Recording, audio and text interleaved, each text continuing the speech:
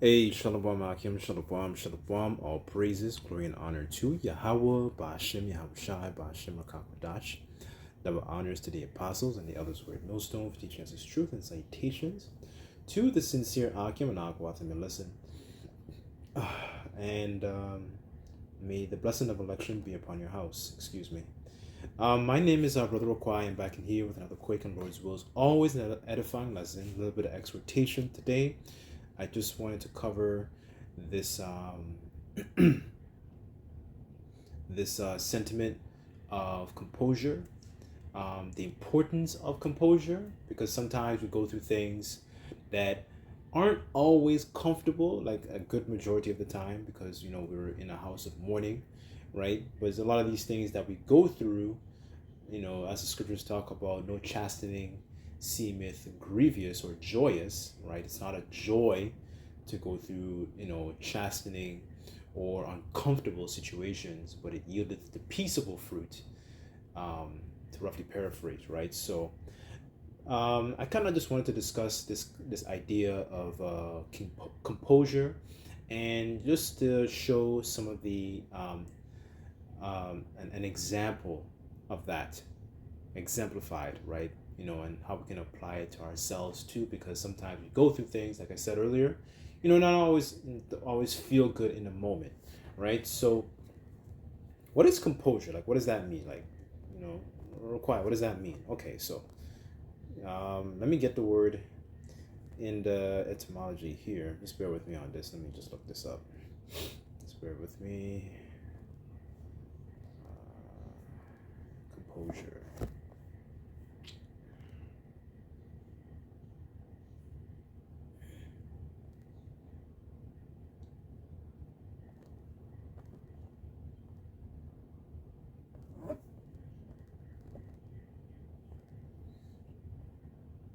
Okay, there we go. So composure here in the etymology, it says composition, the act of composing, constructing, arrangement. It says a sense of tranquility. I'm sorry. Calmness, composed state of mind. Calm, right? So further on. So essentially to maintain a very, very tranquil, state of mind, because it's very, very, easy to essentially kind of lose your marbles, lose your mind in the midst of tribulation. Like, that's the easy way. It's a very, very, disciplined behavior to keep yourself, composed, even in the midst of a situation that isn't always comfortable. And sometimes we will go through things that are uncomfortable, but it's very, very useful to maintain a sentiment of composure, because it keeps level-headed, right? It keeps you grounded, right? And it keeps you, another thing also, it keeps you focused also, because when you think about somebody who's panicking, right? A panicking man is not a useful man, right? When you're staying composed, you're able to kind of like, keep your thoughts, together, right? Yes, the flesh, it does feel uncomfortable, but at the same time, you're still able to kind of like, manage through your thoughts, right? You're still able to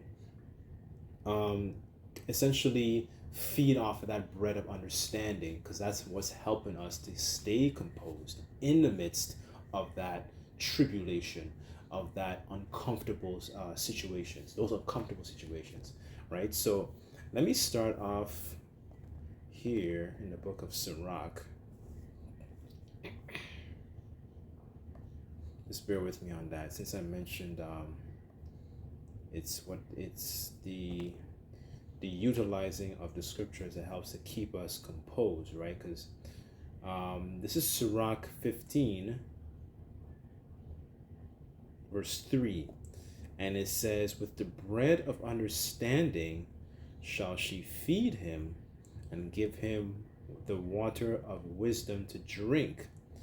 he shall be stayed upon her and shall not be moved, right? So when you think about somebody who's panicking, all the time, they're moving left and right and center, and their mind is all over the place. They're kind of like that saying that they say in the world, you're a headless chicken, right? You ever seen like a chicken that moves, right? Even with the head, when the chicken, chickens are very, very, very, very frantic. They're moving here, there, and it's like they don't have a sentiment of staying essentially still, right? Let me just finish that. And it says, shall rely upon her and shall not be confounded, right? So that is one of the things that we rely on, to help us maintain that sentiment of composure, is remembering, remembering the ways of our forefathers and uncomfortable situations they were in, and remembering to, to continue to maintain a sentiment of stillness, right? And taking essentially a deep breath, right? Because Yahweh Shai even said it. He said that man should not live by bread alone, but by every word that cometh out of the Most High, to roughly paraphrase, right? And that bread is very, very important to maintaining a sentiment of stillness and composure, calmness, right? When you look at the lens of this society there is a strong vibration of constant feminine energy, especially within a lot of the young men within our nation. And when you think about like their little interactions with authorities and police and so on and so forth, there's an overly feminine vibration that permeates this kingdom, right? There isn't enough stillness or calmness or composure in the midst of that to kind of balance it out, right? That's why the Lord is going to make a man most precious and fine gold, because in this society, people lose their minds over, like, when you think about it, what year was that? I think it was last year when people were losing their minds over I think it was Instagram that was down. So it shows you the kind of mind frame people are already in, just when they cannot deal with a little bit of social media for like an hour. I think that was a day, if I'm not mistaken. But it shows you, people can't deal with sitting still, or they can't deal even with themselves. They can't really deal with themselves for an extended period of time, right? They don't have a sentiment of calmness. There's just a sentiment of constant feminine energy and constant distraction, right? Where was I? Okay, let's go to, just bear with me, hold on.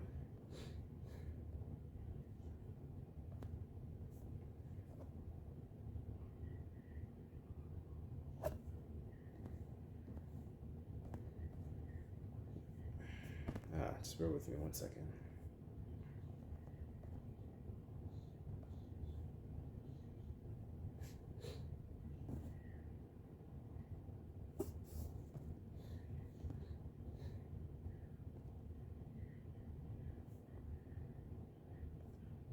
Okay, this is 2 Samuel in chapter 19, verse 1. And I'll just read down in the AMP, and it says, and it was told to Joab before the king is weeping and mourning. It was told to Joab before, behold, the king is weeping and mourning for Absalom, right? So the king is King David, right? And it says, verse 2, so the victory on that day was turned into mourning for the people heard it, said on that day, the king grieves for his son. And it says, the people stole into the city of Manahem that day, as people who were humiliated and ashamed steal away when they retreat in battle. But the king covered his face and cried out with a loud voice, "Oh, my son Absalom, oh, Absalom, my son, my son." So King David is essentially, lamenting for the loss of his son. When you go through the backstory, it was Absalom. Absalom was being very, very wicked, and his, he got a very fitting judgment, right? But it shows that I'm reading this to show that King David's mindset, from him losing his son, right? And it says, then Joab came into the house to the king and said, today. So this is the conversation that Joab is having with King David.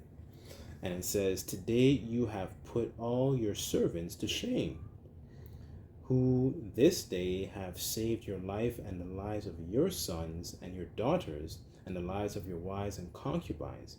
Right? So Joab's kind of like his right-hand man, right? So just think of this, just keep that in mind, right? It's a dialogue between the king and his right-hand man, right? And it says, verse 6, and it says, for you love those who hate you and hate those who love you. For you have shown today that commanders and servants are nothing to you. For today I know that if Absalom had lived and the rest of us had died today, then you would be pleased. So now stand up and go out and speak kindly and encouragingly to your servants. For I swear by the Lord Yahweh that if you do not go out, not a man will stay with you tonight. And this will be worse for you than all the evil that has come upon you from your youth until now, right? So, he's having a dialogue with Joab here, and Joab plays a very, very important role, in this situation, because he's reminding King David, you had people who supported you through this entire situation, right? So, and King David at this point, he's king, and kings are, people who have responsibilities, right? So, like if you imagine it in today's terms and equate it into today's terms, imagine, you saw that weeping mindset, from a guy like Vladimir Putin. The people who look at Vladimir Putin, like the regular commoners in Russia, they wouldn't feel, what's the word I'm looking for? They wouldn't feel, I guess, safe when they see somebody, who's kind of like not showing that sentiment of composure. The objective here is to understand that, okay, yes, we do go through certain things, but at the same time, we have a duty, right? And he's kind of reminding, like, you're king, you have a duty, right? And you have to go out there and essentially kind of thank the people who supported you, right? You can't just mourn and weep and so on and so forth, right? So there are going to be situations where we feel like, man, this is really, really, really uncomfortable, but at the same time, in the same breath, there are people who still might rely on you, right? So maintaining that composure is also a very, very key, not just for your own welfare, but for the welfare of those around you also, right? They play a certain level of you play a certain level of maintaining a healthy state of mind. You maintaining that level of composure, to if I may say, right?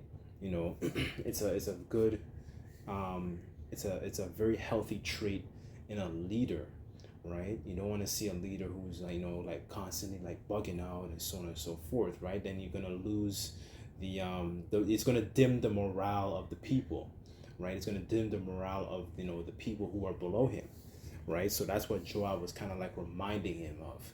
You have to get out there and maintain a sense of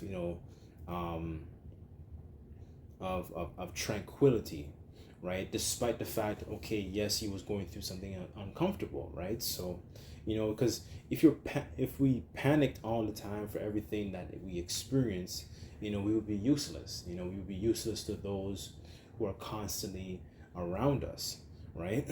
The Lord gave us not the spirit of fear, but of a sound mind, right? A sound mind is what is going to help us to keep stable in the midst of that tribulation. It's not comfortable, but the objective is to stay as sound as possible. Let me get that actually.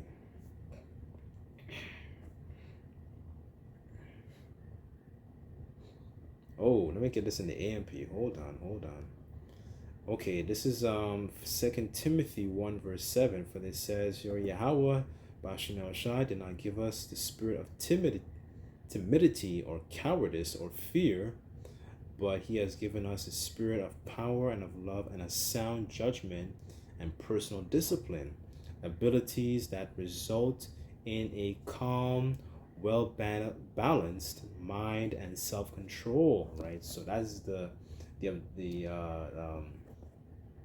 that is paramount, especially in these times. And these times are like overly, we live in a kingdom that is constantly bombarded with emotion. There's emotion everywhere, right? There's a lack of masculine energy, in this society. Let me get that word for sound. Oh, hold on, let me just see if I can find it. 1 second.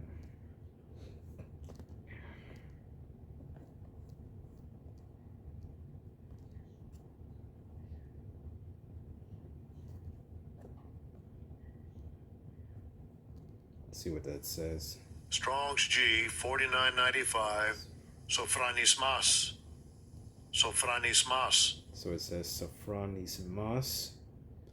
In the Greek, it says an admonishing or calling to soundness of mind, to moderation and self-control, right? So we have, essentially keeping our emotions under control in those type of situations, right? So, and as a matter of fact, I think I'll end off.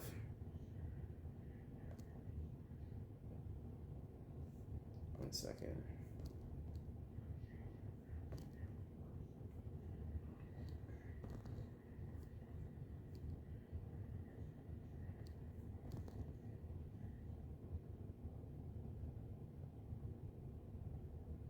Okay, this is Matthew 4:4, and he answered and said, How shall I speak? It is written that man should not live by bread alone, but by every word that proceedeth out of the mouth of the Most High, right? So, this is what, how we, these words, is how we actually, strive to conduct ourselves more like, and implement these sorts of things, excuse me, right? Because this helps us to kind of stay stable. Scriptures talk about how the things that are written aforetime are written for our learning, right? So it helps to we be able to go through the Rolodex and seeing, okay, this is how this person acted in this situation, so we're going to maintain a certain level of stillness, of calmness, of tranquility, right, in the midst of that tribulation, right? So anyways, I'll leave the lesson there, but I sincerely pray and hope that this lesson was edifying. And so I think about praises, glory and honor to Yahweh Bashin El Shai. Until next time, I say Shalom.